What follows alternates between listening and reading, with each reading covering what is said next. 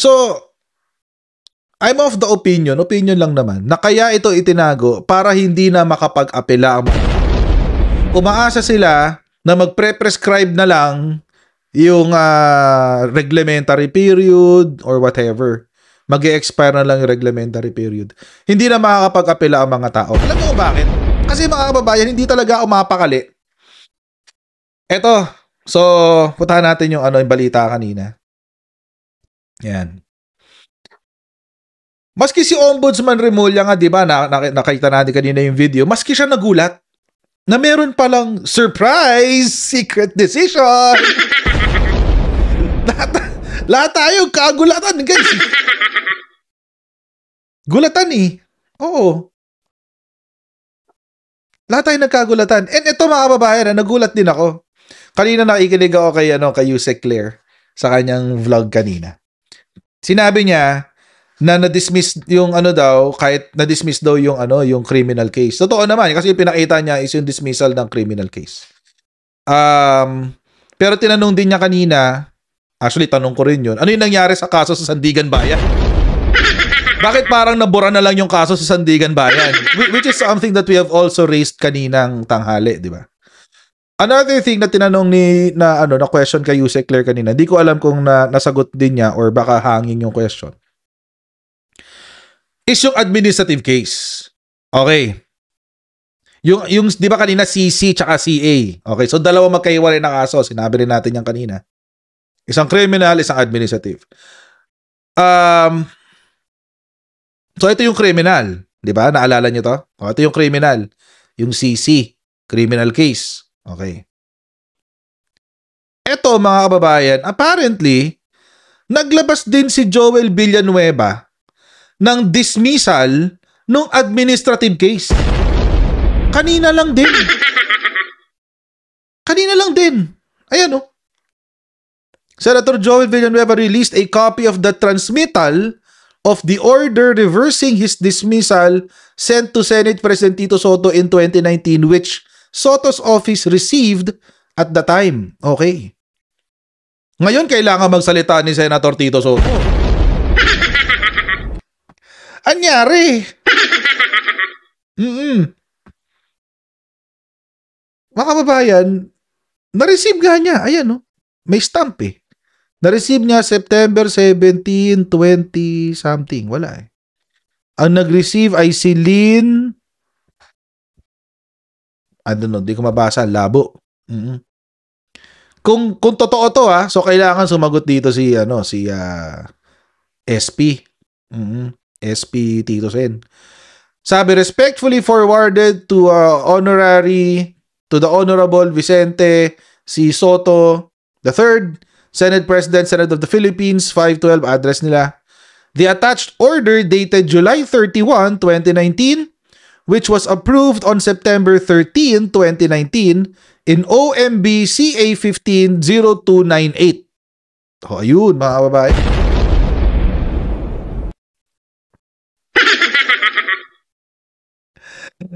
So mga kababayan, this is a question na pwedeng sagutin ni Tito Sen. And aabangan natin yung sagot niya. Pero nakakagulat lang mga kababayan na ngayon naglalabasan tong mga to. It seems, ang dating sa akin, kasi never naman to na-mention before ni Joel Villanueva. Oo. Never tong na-mention before ni Joel Villanueva. And kanina, mga kababayan, nag-check ako ng website ng Ombudsman, Office of the Ombudsman. Hinanap ko kung naglabas sila ng decision. Kasi mga kababayan, parang sa Supreme Court, yung Office of the Ombudsman, naglalabas din sila ng kopya ng decisions. Oo. Naglalabas din sila ng kopya ng decisions. Oo. So, hinanap ko kung may kopya ng decision. Kailan ito na-dismiss? July 31, 2019, hindi ba? July 31. Ito ho yung website ng Office of the Ombudsman. Okay. Ito August 6. Ito yung sinasabi ko sa inyo, naglalabas sila ng decisions. Ayan yan. Naglalabas sila ng decisions. Ayan Notice of decision. O, notice of decision, notice of decision, notice of decision. Okay. Tignan nyo hanapin natin July 31. Uy! Nag-skip! Mario Patricio Barcenas et al. Notice of decision of People of the Philippines versus Danilo P. Manggila. August 2, July 30. Bakit may skip?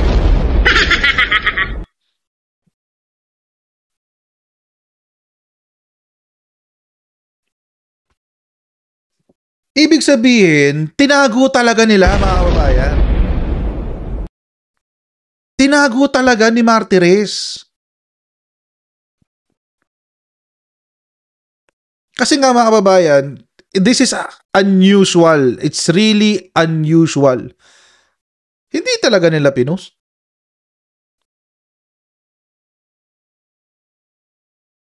Or, tingnan natin ito isa. September 13, order dated July 31, 2019.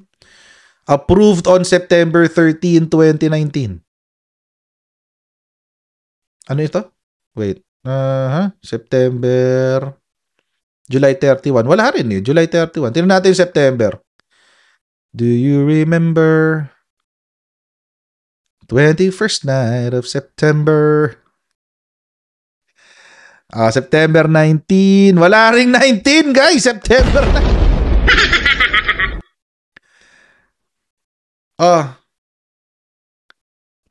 Wala rin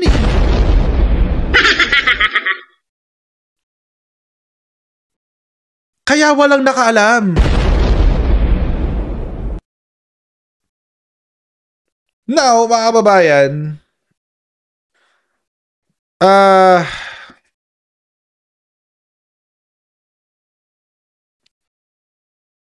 it's very questionable.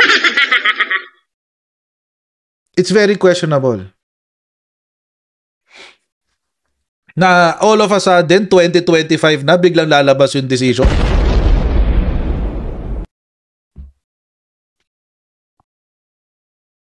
Tapos hindi siya na document, documented internally, kani-kanila lang. Pero ito yung website ng Office of the Ombudsman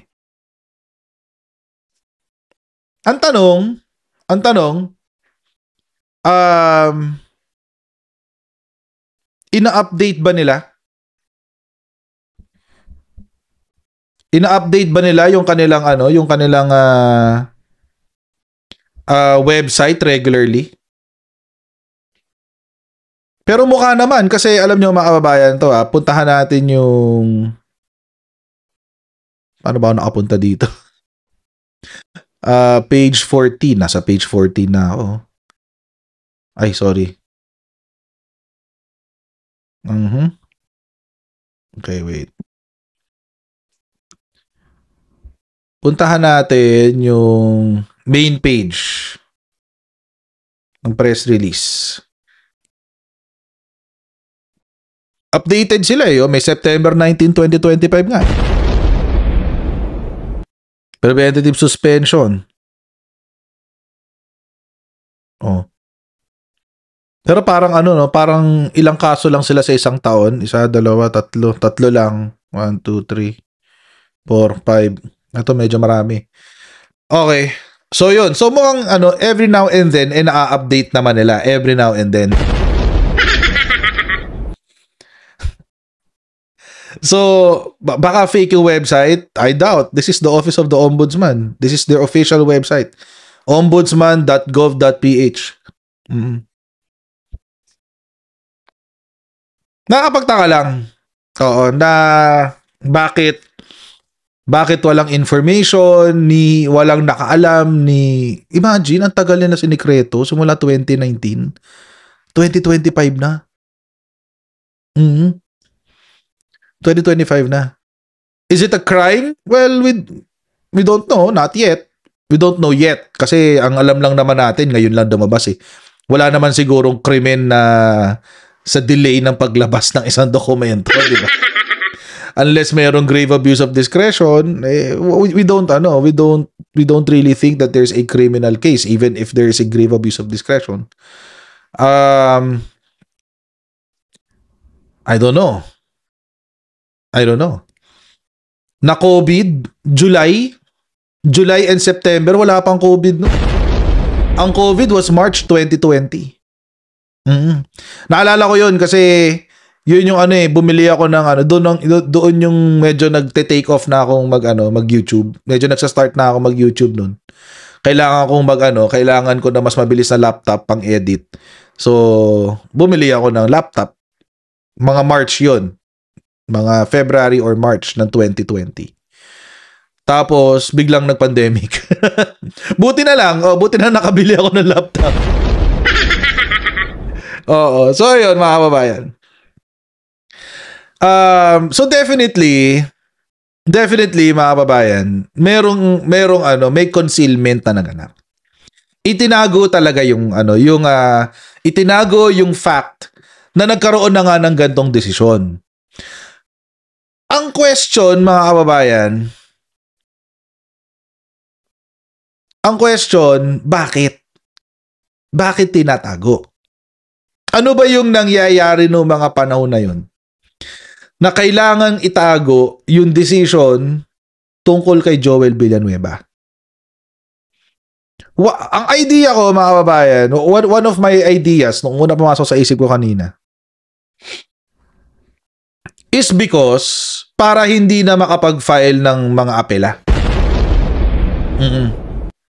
Para ilibig na yung issue. And successfully, nalibig nila yung issue. Oo, simula 2019 hanggang ngayon. Nailibig nila ang issue. So, kaya ngayon, mga kababayan, nahalal pa si Joel Villanueva ng isa pang 6 na taon, isa pang term. Ngayon na lumabas na, hindi ka na makakapag-file ng motion for reconsideration. Hindi mo na rin may aakyat sa Court of Appeals. Kasi lampas ka na sa reglementary period. Isa pang question, mga kababayan. Kanina, na-mention din natin to, ano nangyari dun sa kaso sa Sandigan Bayan? Kasi, ang balita sa lahat ng periodiko, kahit nung pinabasa ko sa inyo kanina, ang balita was, naka-file na sa Sandigan Bayan. Ibig sabihin, kapag naka-file na, wala na to sa jurisdiction ng ombudsman, tutuloy-tuloy na yung kaso. Kaso nyo, mga kababayan, ano uli nangyari? Kinlear siya ng Sandigan Bayan.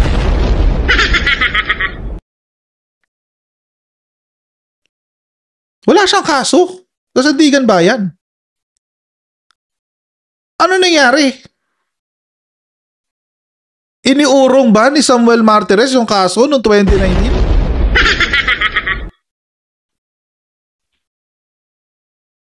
Without anyone knowing, mga kababayan. Parang parang thief in the night ang nangyari. Nagkagulatan tayong lahat. Oo. Ano yun? Pinahugot yung papeles sa Sandigan Bayan?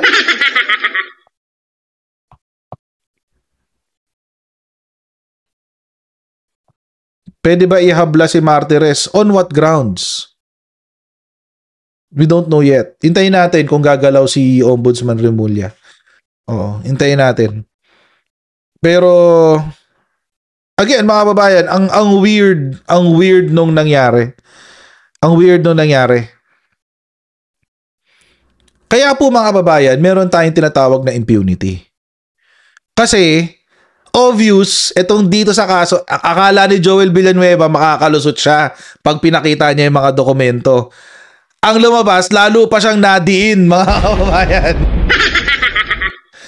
Lalo pa siyang nadiin. O yan pa, nabalitaan ko rin yan, yung midnight appointees ni Samuel Martires, higit 200. My goodness.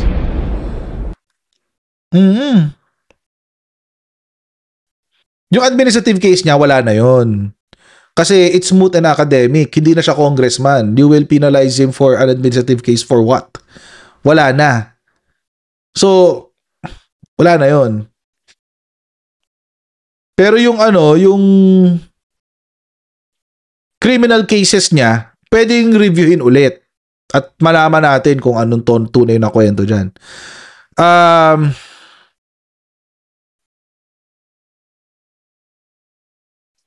So mga kababayan, ano kaya ang naging motibo? So obviously, ito mga kababayan na ito, rektahin na natin. Obviously, nagkaroon ng aregluhan. Nagkaroon ng aregluhan, mga kababayan. Noong panahon ng 2019. Ano ba yung nangyayari ng mga panahon na yun? Para magtulak kay Rodrigo Duterte na aregluhin tong kaso na to. Because wala namang ibang tao nga aregluhin ito maliban sa presidente ng Pilipinas. Oo. Malamang tinawagan niya si Brad. Tinawagan niya si Brad. Brother Sam. Brother Sam. Oo, baka naman meron tayong kaibigan kailangan ng tulong mo, Brother Sam. Di ba? Baka kasi may ganun eh. Oo. Baka sabi, Brother Sam, oo, pakiano nga kasi meron tayong kaibigan na kailangan ng tulong mo. Pagbigyan na natin para may utang na loob sa atin. Yun. Ganon. Kung may secret agreement sa WPS, meron ding secret decision kay Uncle Sam. Correct. Correct, Marilyn Valencia. Correct ka dyan. Ayan. Ano ba nangyari? Ito ang konteksto ng mga panahon na yun. Before 2017, October 2017, bumukod ang JIL sa kanyang alyansa sa mga Duterte. Ayan. Ito 2017. Bakit bumukod? Ito yung balita. One of the largest Christian evangelical groups in the Philippines openly broke away from President Rodrigo Duterte on Friday, calling on him to stop his murderous war on drugs that has raised international concerns. Ayan na. Eddie Villanueva, head of the 4 million member Jesus is Lord movement, expressed grave concern over killings in counter-narcotics operations and the alleged involvement of high-ranking officials in drug trafficking. Ayan. Ito na. And by the way, sa mga I'm not stating this as a fact. I'm stating this as a theory. O theory na lang, conspiracy theory na lang. O call it that. Oo.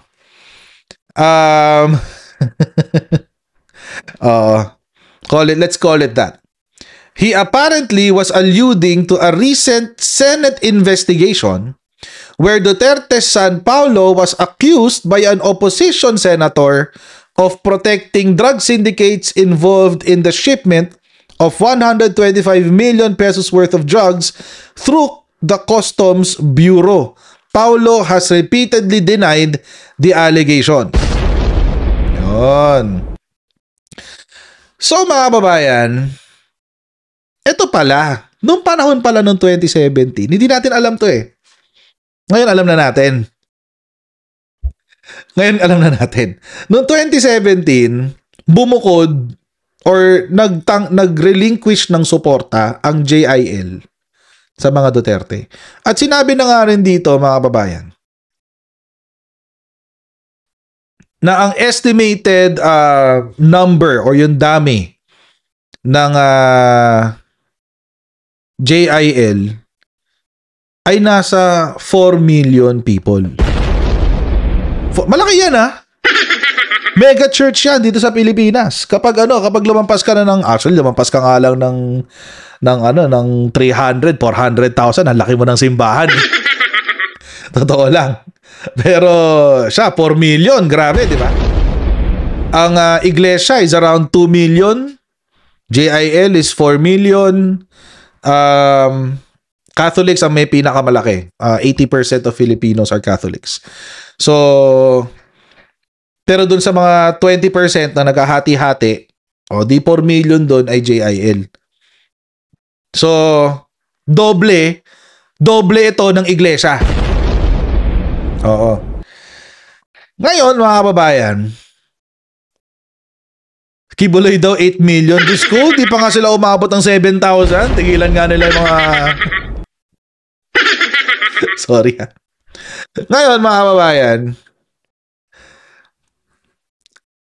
alam naman natin na ang mga Filipino politicians, gusto nila yung mga blocks, yung mga religious blocks. Gusto nilang nililigawan yung mga religious blocks. For the reason na kasi nagpapasok ng boto. Nagpapasok ng maraming boto. So for example, itong si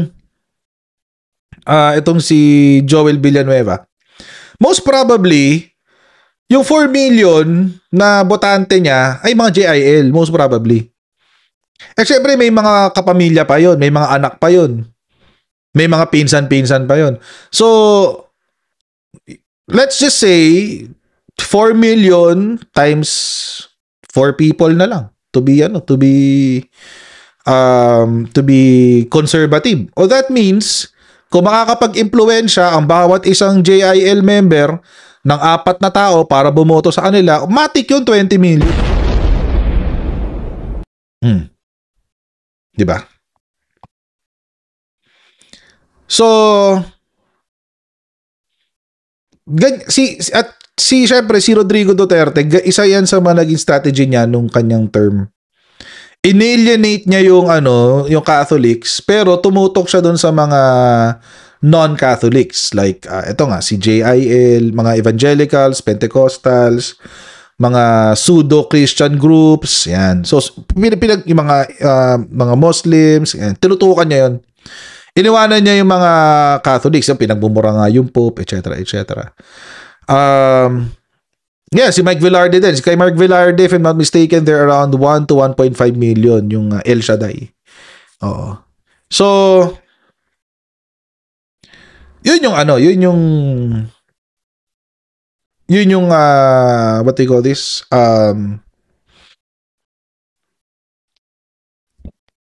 Yun yung value, halaga. Yun yung halaga ng religious group. Specifically, si JIL. Ang dami 4 million. So, kung ikaw nga naman ang presidente ng Pilipinas, tapos lalabas ang balita na kokontrahin ka na ng isang sa mga pinakamalaking religious groups ng Pilipinas, kakabahan ka. Kakabahan ka. Kasi, ito naman kasi mga kababayan, ang Catholics, kahit sabihin natin na mas maraming Katoliko sa Pilipinas, ang botante ng Katoliko, hindi solid. Iba-iba ang boto ng Katoliko. So, hindi mo talaga masyadong poproblemahin yan. Hindi mo masyadong isipin.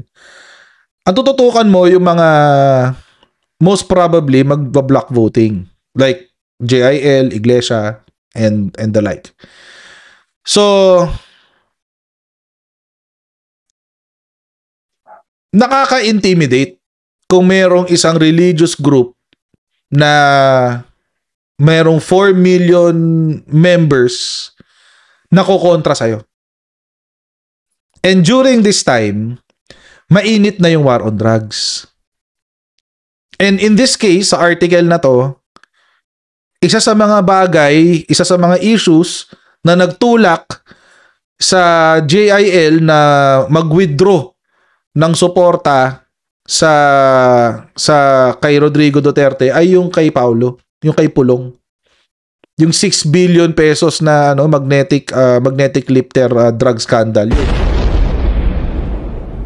Yun yung issue. Sabi ng Eddie Villanueva, we would also like to remind everyone of the 6th commandment, thou shalt not murder. No one has the right to take another person's life. Sinabi niya sa 39th anniversary ng JIL. So sabi, Villanueva's group is considered a political force in the Philippines. It wields tremendous influence including on electoral decisions. Yun.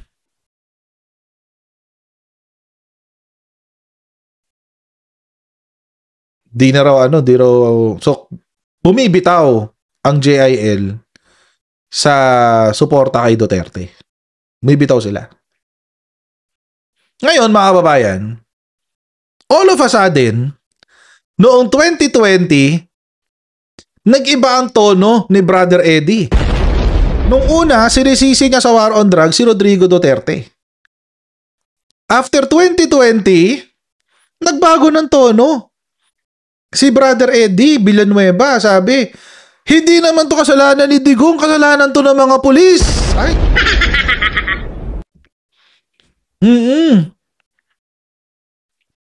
Oh, sabi, in a speech on Monday afternoon, kailan to? February 4, 2020, in celebration of the National Bible Day, Villanueva condemned the spate of killings in the country. He pointed out that killing outside the due process and rule of law, Villanueva blamed over these killings on erring policemen whom he claimed had been violating Duterte's pronouncement on following the rule of law. Ayan na. Remember President Duterte's famous inauguration address in Malacanang on the first day of his office? And I really salute him. Sinasaluduhan daw niya si Digong. He said, my adherence to due process and rule of law is non-compromising. Sabi niya.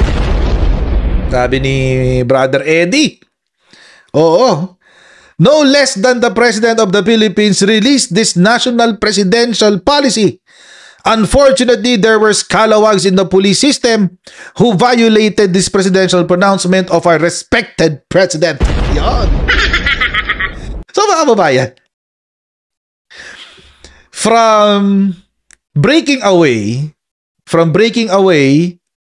dito kay Rodrigo Duterte to himudpuet kay Rodrigo Duterte, mga kababayan. Ano ang naging diferensya? Anong naging diferensya noong 2017 at noong 2020? Anong naging diferensya? Dito. Yun lang naman ang diferensya eh. Wala namang ibang nagbago.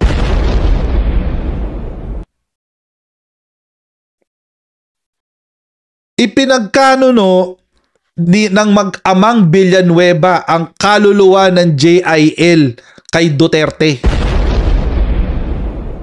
para hindi batikusin ng simbahan si Rodrigo Duterte.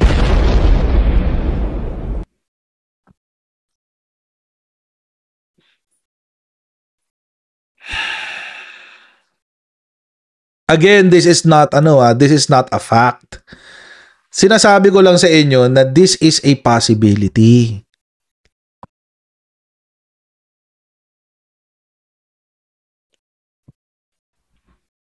So, pinagkanuno nga, I hate saying this, I don't want to say this, pero yun yung kasi lumalabas eh. Yun kasi yung difference, yun yung pagkakaiba nung dalawang sitwasyon. Noong 2017, may konsensya pa ang Brother Eddie. Oo, nagagalit pa siya dun sa mga pinapatay ng walang due process. Nagagalit pa siya sa utos ng presidente na ang war on drugs ay hindi maganda. Tapos all of a sudden, 2020 arrives, hindi na kasalanan to ni Duterte. Ang may kasalanan dyan, mga scalawags na pulis. Ay, goodness.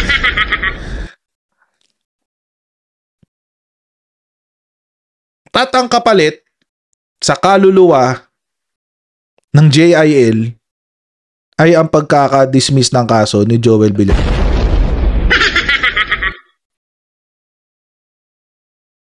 And siguro may iba pang benefits like, insertions.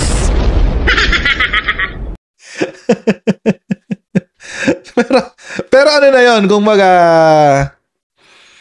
di ba?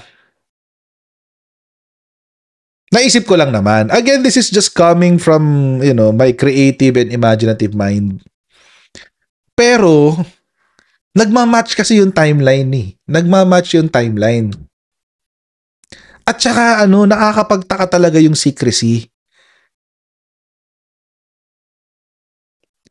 Parang sinadya nilang hindi i-announce para wala nang kumontra. At para hindi na ma-question. Kasi nga naman, mga kababayan, kapag in-announce, pinakita ko naman sa inyo, wala dito sa press releases ng Ombudsman noong 2019. Ibig sabihin, mga kababayan, they on purpose did not distribute it. Hindi nila to ikinalat ng sadya. Pinakita ko naman sa inyo, anong date yun? Wait, putahan natin yung date. Yung putahan muna natin yung sa administrative case. Asa na yan? Yung sa administrative case. Ito. Oh. September 13, 2019, inaprobahan daw. Pero wala namang announcement nung September 19, September 20, tsaka September 9. Ngayon, binalikan din natin yung July. Putahan natin yung July, older entries. Kasi nilabas yung desisyon July 31, 2019. Puntahan natin kung may July 31, 2019 na desisyon. Walang notice of decision noong July 31, 2019. So, ibig sabihin, inilibing talaga ni Samuel Martires to.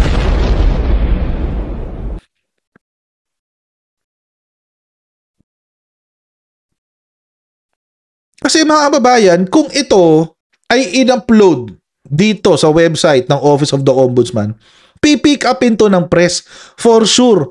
Supreme Court nga ganun na nangyayari. Kahit yung decision is 6 months ago pa, 10 months ago, it does not matter. Basta pag in-upload sa website, pipick upin niya ng press. Ngayon, simula 2019 hanggang 2025, walang nakaalam. Nilihim talaga nila. Inilibing talaga ito hoping na makakalimutan ng taong bayan. Binring up netong Conchita Carpio Morales. Naalala ko nga, meron akong decision noong 2019 noong 2016 Naalala ko nga, may decision ako noong 2016 na etong si Joel Villanueva has committed, falsification, something, whatever. At pinapatanggal ko siya sa Senado.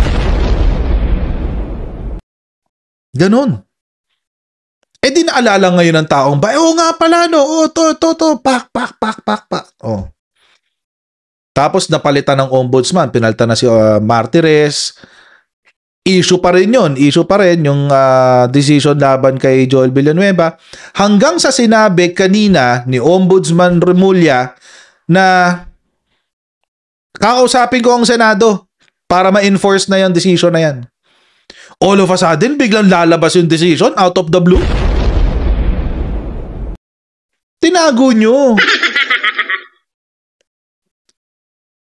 Itinago, mga kababayan. Hindi yan aksidente. Hindi yan yung tipong nakalimutan. Ay, sorry, di ko na-upload. Pasensya na. No. This is intentional.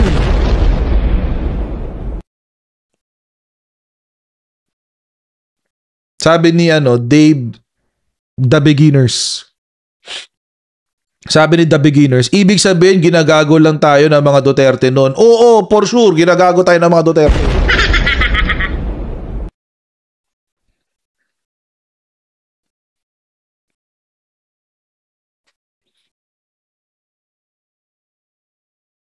Again, hindi ko sinagsiraan ng JIL. Sinasabi ko lang, na baka isa sa mga motibo kung bakit nagkaarigluhan ay para makuha ang suporta ng JIL. Dahil simula nung nagkaroon ng desisyon, nag-iba na ang tono ni Brother Eddie. Nung una, kontra siya sa mga ginagawa ni Rodrigo Duterte. Nung tumagal, hindi na. Oo, malinis na ang presidente natin. Walang problema. Wala nang kasalanan si Rodrigo Duterte sa war on drugs. Oo. At hindi lang 'yon, mga kababayan, nagpapatuloy pa rin yung utang na loob nila kay Rodrigo Duterte. Paano? Kasi noong 2022, ako hindi ko to alam personally. Kasi wala mo nang pakialam kay Joel Villanueva. Pero si Sara Duterte, inendorso niya bilang senador niya si Joel Villanueva.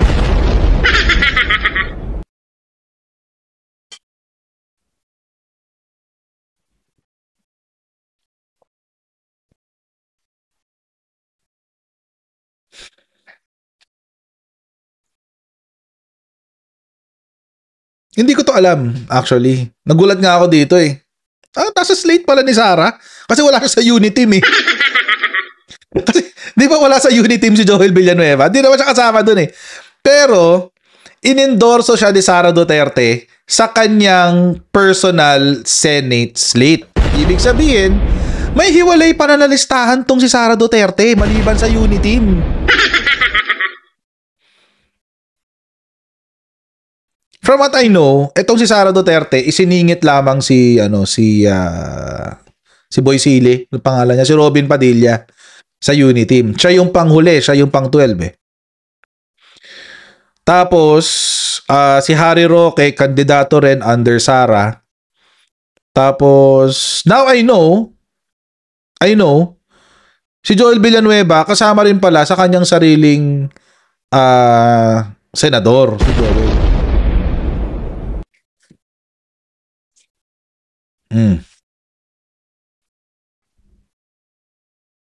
Sabi, in a surprise move Tuesday evening, she announced her support for Villanueva's re-election bid during her proclamation rally at the Philippine Arena.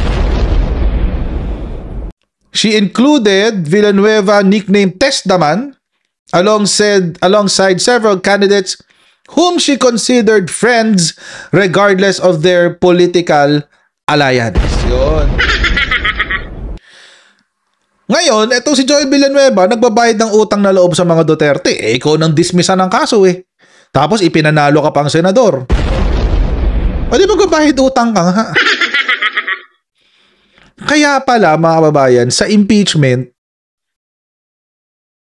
lahat ng effort ginawa nila si Cheese tsaka tong si Joel para mapigilan yung impeachment. Kaya rin pala nakikita natin yung bulong-bulong, yung bumubulong siya kay Amy. Yun pala yun. Bayad utang na loob sa na-dismiss na kaso.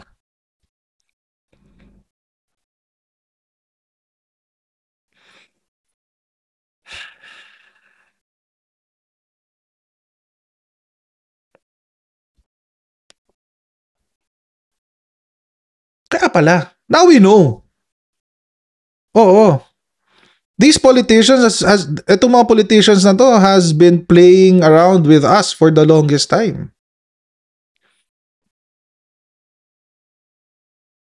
Kaya pala ganun. Dahil sa utang na loob sa pagkaka-dismiss ng kaso noong 2019. Now, it makes a lot of sense. It makes a lot of sense kung bakit meron pang mga ibang politiko na talagang gigil na gigil sa mga Duterte. At sobra-sobra kung magbayad ng utang na loob sa mga Duterte. For example, Harry Roque. Meron siyang kaso ng land grabbing sa Office of the Ombudsman. Na hanggang ngayon ay hindi pa rin gumagalaw.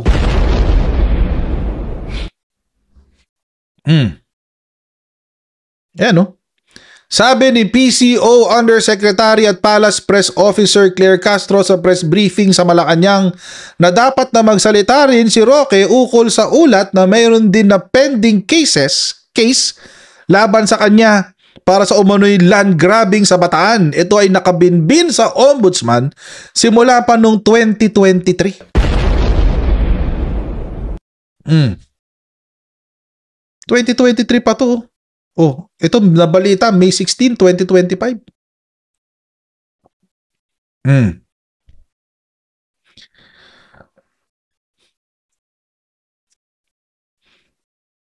Hindi ginalaw ni Martires. Tutos din ba yan ni Duterte? We don't know. We don't know kung utos yan ng mga Duterte. Pero, for sure, mga kababayan, tayo, alam natin na kapag ang usapan ay Duterte, mabilis pa sa alas 4, ina-actionan yan ni Samuel Martires. For example, nung kasagsagan ng impeachment, nagmamadali si Samuel Martires na i-dismiss yung kaso ng sa ombudsman kay Sara Duterte. Nalan niyo, 'di ba mayroong kaso si Sara Duterte sa ombudsman? Yung confidential funds issue. Kasagsagan ng impeachment, ang gusto nitong Samuel Martires, siguro midnight act niya, i-dismiss niya yung kaso. Bakit? Para masabotahin mo nga naman yung impeachment. Kasi nga naman, mga kababayan, kapag natuloy yung impeachment, sasabihin mo lang, and wala na, dismiss na yung kaso sa ombudsman, sasabihin mo lang, wala nang kaso yun, inimbestigahan na ng ombudsman, wala silang nakitang probable cause. Yun. Isa pang example na talagang gigil sa mga Duterte, at noon ka pa iniisip, ano bang kakain itong babaeng to at sobra siyang makasuporta sa mga Duterte at the expense of her own family. Si Amy Lacson. Apparently, siya naman ay may kaso sa ombudsman noong 2018 pa na hindi rin gumagalaw. Ombudsman investigating Amy Marcos, 66.45 million tobacco excise tax.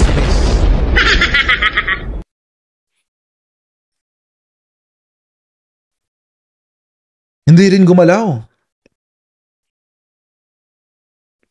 66.45 million tobacco excise tax. 2018.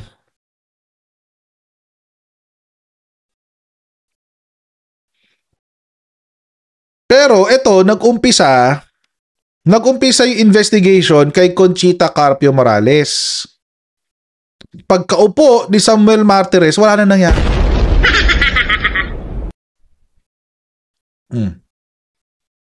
Wala na nangyari. Hindi natin alam. Ito, baka mamaya, mabalitaan na lang natin. One of these days, dismiss na rin tong kaso na to.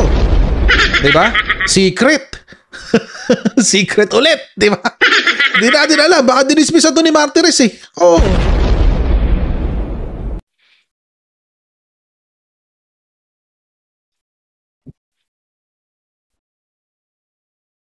Kaya pala todo suporta itong si Amy Lacson. Nagbabayaran sila ng utang na loob ni Rodrigo Duterte.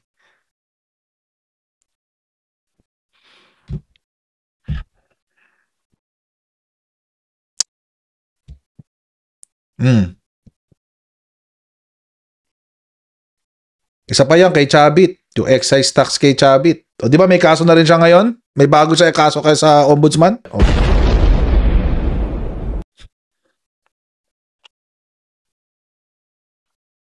So mga kababayan, pwede ba bang kasuhan si Martires? Depende kung meron silang makikita, dereliction of duty, civil case. Kaso,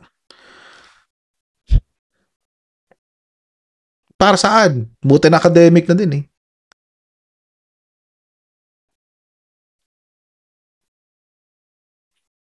Para saan pa? Para lang tanggalan siya ng pension?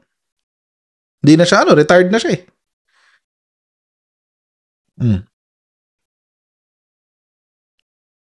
Hindi natin alam.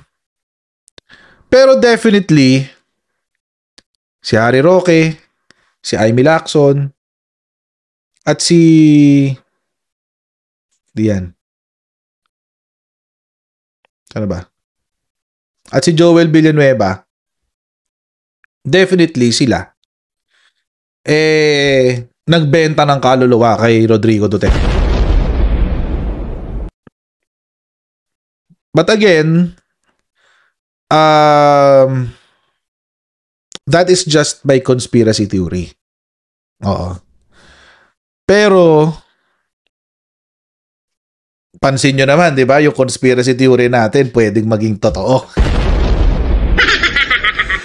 Kasi merong basis tayo na facts. Di ba? And this goes to show, mga kababayan, kung paano tayo binalanghiya ng mga Duterte. Lahat ng ginawa niya talaga was done with impunity. As in impunity. Tama yung sinabi ni Ombudsman Remulla, mga kababayan, itong nakaraan lang. Sabi niya, wala nang natatakot na lumabag sa batas. Wala nang politikong takot na lumabag sa batas. Bakit? Dahil yun ang kultura na iniwan ni Rodrigo Duterte kasi.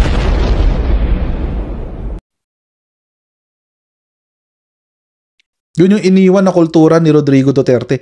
At yan ngayon yung kultura na pilit na nililinis ni President Bongbong Marcos. At sana po mga kababayan, sana sakit sa bangs. Nagulat talaga ako kanina nung nagla-livestream tayo kanina tanghali. Nagulat ako dun sa, di ba, nagsasabi nga sa chatroom, wala na, hindi na itutuloy. Nagulat talaga ako, nakita ako, hindi na itutuloy. Tapos yung announcement na secret decision, totoo naman, wala talaga nakaalam. And ngayon, mga kababayan, confirmed na it was kept as a secret kasi hindi talaga siya in-announce ng Office of the Ombudsman. Ni walang press release, Ni walang press release nung July 31, 2019. Unless in-upload nila ng ibang date, which is highly unusual din.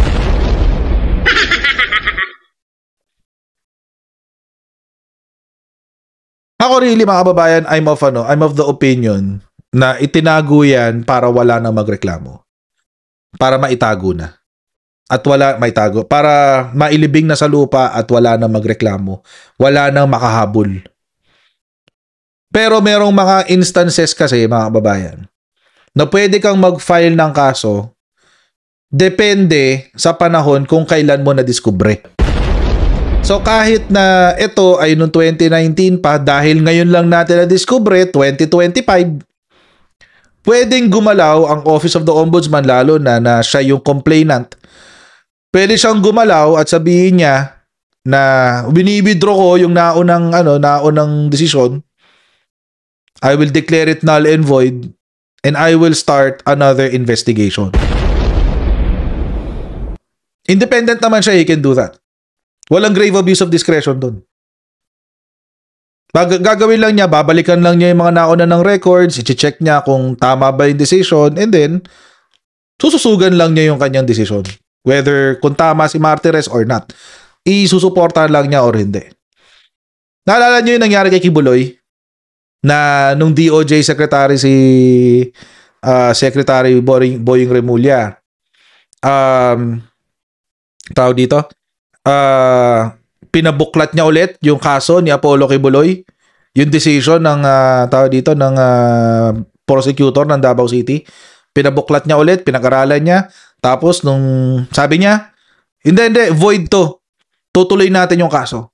Yun na mangyayari.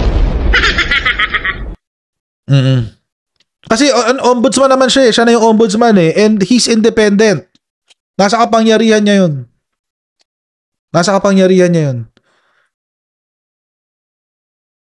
And he's vested by the Constitution with the power to investigate. So he can actually declare the previous decision null and void dahil nga it is clandestine. Kumaga, hindi natin nalaman kung paano nangyari doon. Nagkagulatan na lang tayo lahat. Ay, dismiss na pala. Oo. Tapos, either he reinvestigates, check uli niya yung facts na pinag-aralan din ni Samuel Martires, arrive at a different decision, or, in fact, pwede rin niyang suportahan din yung nauna ng decision ni Samuel Martires. Sabihin niya, sige, base sa pag-aaral ko, tama yung decision ni Samuel Martires, dismiss talaga yung kaso. Okay lang yun, walang problema. Importante, mga kababayan, hindi na siya secret. Ang problema, sinikret itong Martires na to eh. Hindi ko naiintindihan. Which also goes to show, mga kababayan, ako unti-unti na talaga ako naniniwala, mga kababayan, na ang korupsyon sa Pilipinas ay nag-umpisa at lumala nung panahon lamang ni Rodrigo Duterte. Tulad nung kahapon, nakausap natin si former Senator Trillanes. Sinabi niya si Bernardo was appointed nung panahon ni Duterte. Si Bernardo ay tao ni Joseph Estrada na naging talent na ni Bongo, etc. etc. Nagiging posible na siya eh. Kahit na kung papainggan mo sa umpisa, parang conspiracy theory ang dating. Pero pag inoobserbahan mo yung mga ibang galawan, maiisip mo, lintik, parang ganun nga talaga ang nangyari ah.